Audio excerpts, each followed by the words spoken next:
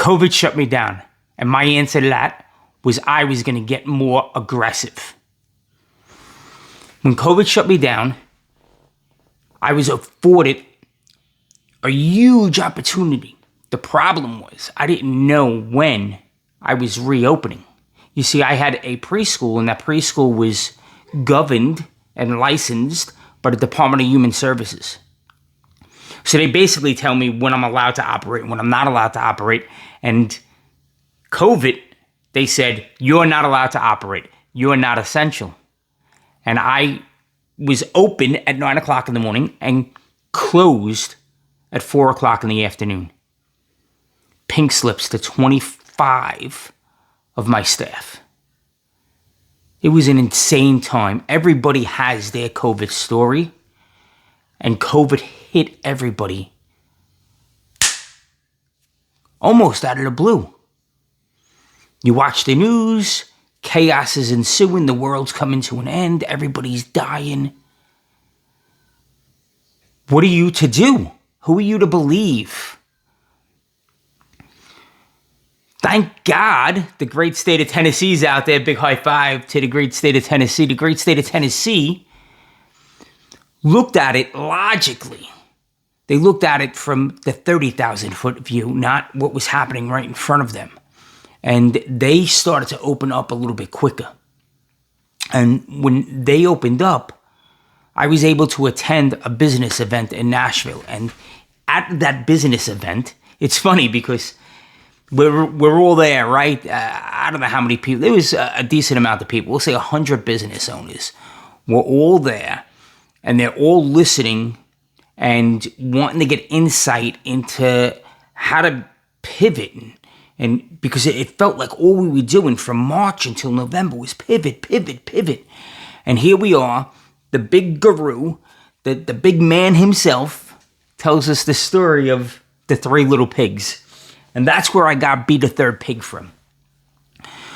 So we paid really good money, and we're sitting there, and we're looking to pick up one kernel of how we're going to make it through the chaos that has ensued. And that one kernel came from Be the Third Pig. It came from the story of the three little pigs. It sounds crazy, but that's really how it came. The story of the three little pigs. We all know it, right? There's three little pigs. They go out into the big bad world, and the first pig is like, woohoo, I'm out of the house. He's like the teenager, like, woohoo, I can go jump on the couch now. And he goes and he builds his house out of straw. And it's nice and quick. He has a little shelter over him, and now he can go out and party. The second little pig, he's a little bit more conservative, and he's like, nah, that straw, it's gonna get wet, it's gonna fall down real easy. I'm gonna build my house out of sticks. So he builds his house out of sticks. Takes a little bit longer. He's a little bit more astute, but then he's out partying with the guy, with the first pig. And now you come to the third pig. And the third pig, the first two pigs are making fun of him. Like, the third pig's building his house out of brick. He has to go and lug all these heavy bricks. He's got to mix the mortar. He's got to lay brick by brick by brick and slowly build the wall and the roof and the fireplace. And it takes him a long time. And the other two pigs are out there having a grand old time making fun of the third pig. You don't have to save anything. You don't have to build a strong foundation. Look, we used straw and twigs, and we're out partying having a good time. And then the big bad wolf comes along. I should have had a little wolf here, right? The big bad wolf comes along, and the big bad wolf huffs and puffs and blows the hay right over. And now the first pig has to run to the second pig. Please help me, please help me.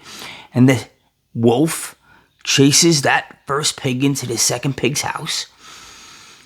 And now the big bad wolf huffs and he puffs and he blows the second house down. And now those two pigs are fearing for their lives. Their world really is on the proverbial fire. What are they going to do? They got this wolf at their heels ready to eat them.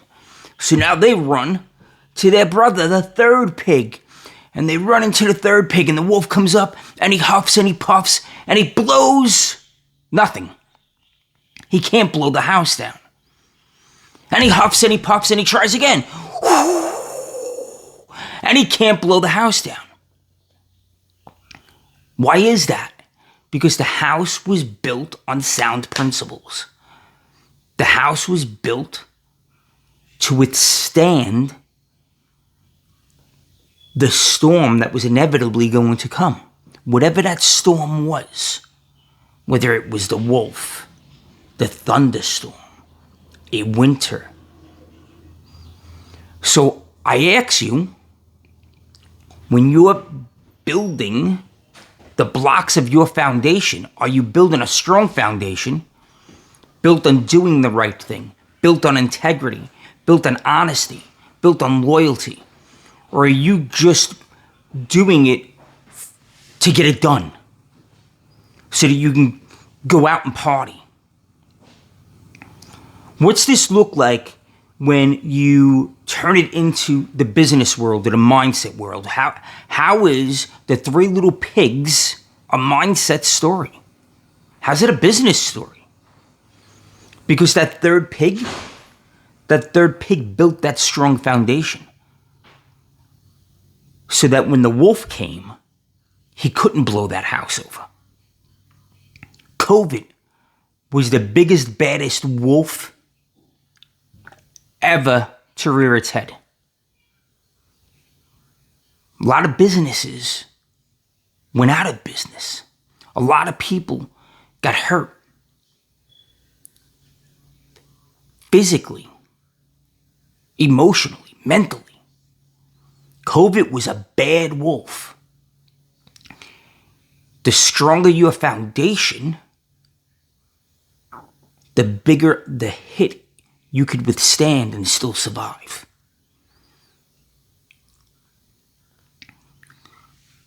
I was able to expand my business during COVID. And I was only able to expand my business during COVID because of one thing. And that one thing was that strong foundation.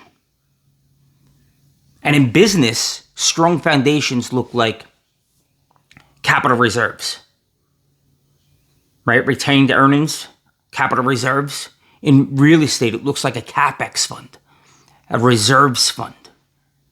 In life, it looks like I have an emergency fund. I have a stockpile of knowledge. Personal lives.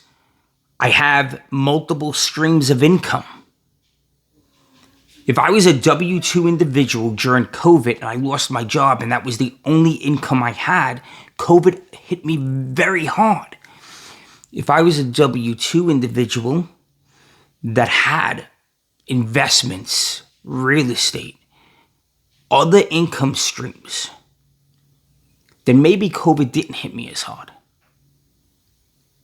Building a strong foundation looks like multiple streams of income, being vertically integrated,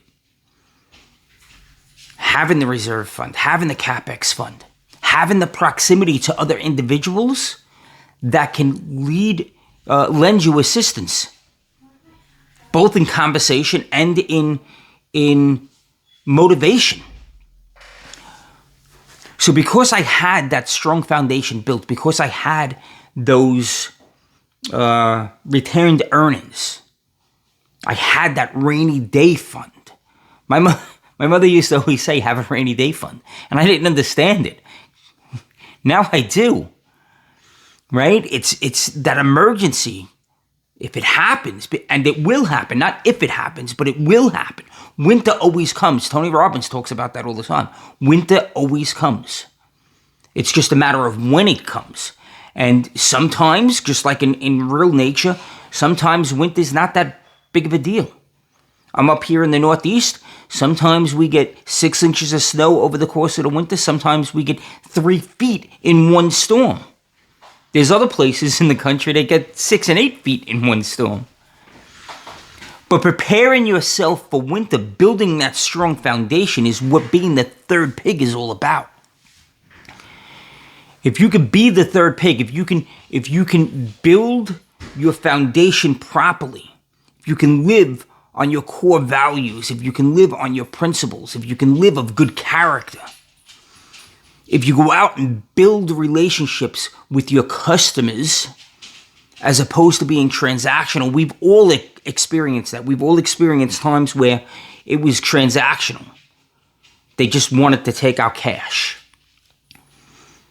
And we've all experienced those times where it was relational. They actually cared. They asked us questions before they sold us a product so that they could better understand us. Or that diner owner. I used to have Jimmy Dogs was my guy. He taught me a ton just in... Jimmy Dogs was an old guy. He used to sell hot dogs under the BQE in Brooklyn, right?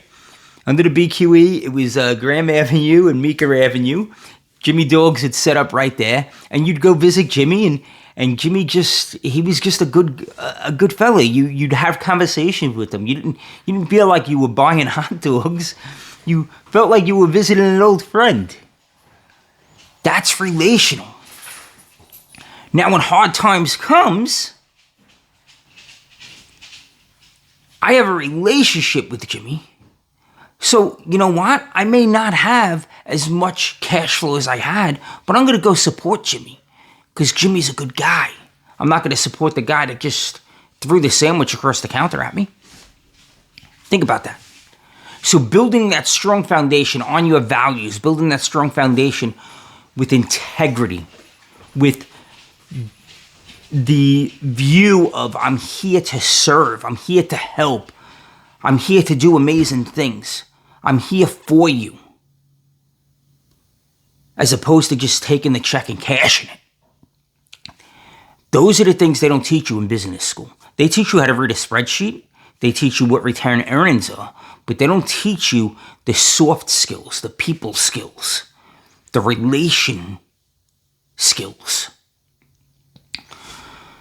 Because I had all of that, I was able to expand my preschool by double. I doubled the footprint. I was able to double the amount of people that I was able to help in the community when COVID finally ceased to exist, quote unquote, right? When I was allowed to reopen. It was just a matter of time, but you had to have that faith. And the reason why I had that faith that we were going to reopen and that this opportunity, I could seize this opportunity, it was because I had that foundation. I had the relationship with the parents. I knew the parents were going to come back. I knew the staff was going to come back. I kept in communication with everybody during that whole time. I didn't just throw my hands up in the air and forget about everybody. So building that strong foundation, how's it look like in mindset? How's being the third pig a mindset story? It's a mindset story because you have to have your mindset in the right place. You have to be able to look at your wins.